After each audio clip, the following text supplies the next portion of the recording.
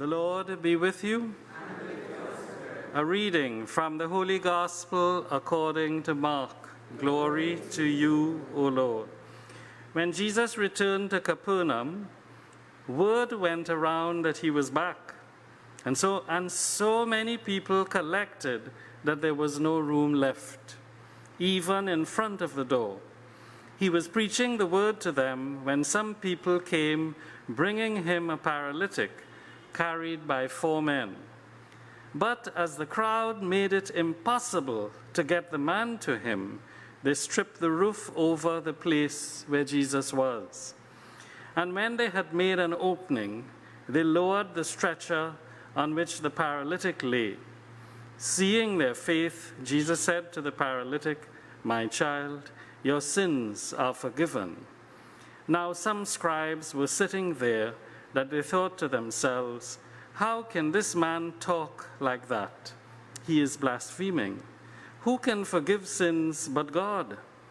Jesus, inwardly aware that this was what they were thinking, said to them, "Why do you have these thoughts in your hearts?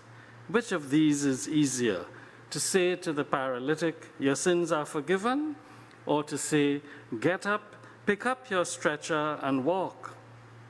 But to prove to you that the Son of Man has authority on earth to forgive sins," he turned to the paralytic, "I order you, get up, pick up your stretcher and go off home."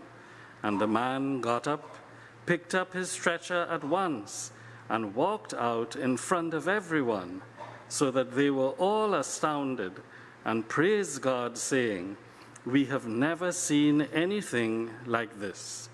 The Gospel of the Lord. Praise to you, Lord Jesus Christ. Notice that the man paralyzed from birth, Jesus already has said to him, "Your sins are forgiven." And then the scribes who were sitting there begin to argue about the legitimacy of such a statement. How can you forgive sins? And then Jesus puts the argument to them, well, which is easier? To say that your sins are forgiven, or to say, "Get up and pick up your stretcher and walk"? Well, those are two equally hard statements, aren't they? Because nobody there would have the authority or the ability to say, "Pick up your stretcher and walk," and neither could they say, "Your sins are forgiven." And Jesus says, to prove to you that the Son of Man has authority on earth to forgive sins, he said to the man, "Get up, pick up your stretcher, and go on." And at once the man was able to do it, because you see, Jesus had already forgiven him his sins. I cannot tell you how many people who come for prayers, who come for counseling, who come for healing, are very paralyzed themselves, are very depressed themselves because of a lack of forgiveness, because they're dragging around something that they cannot forgive. And I guess sometimes offer the excuse, "Father, you see, the thing is, I could forgive, but I can't forget." Well, I would say that means you really can't forgive, because forgiveness is going to the end of the journey, not part of. Because if we leave the forgetting part as the last hurdle, then we only have done part of the journey. The man got up, picked up his stretcher at once, and walked out in front of everyone. It's like deciding that the way forward, or as my mother used to say, "For peace sake, I'll apologize."